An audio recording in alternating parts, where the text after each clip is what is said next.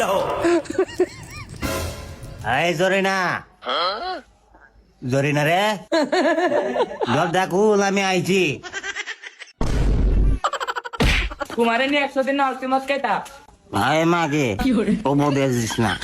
আমি তো বাড়িতে মদ গাই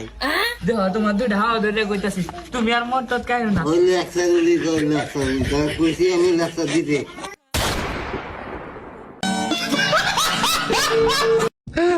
এই দেখো এই জরিনা জরিনা রে দরজা খুল আমি আইছি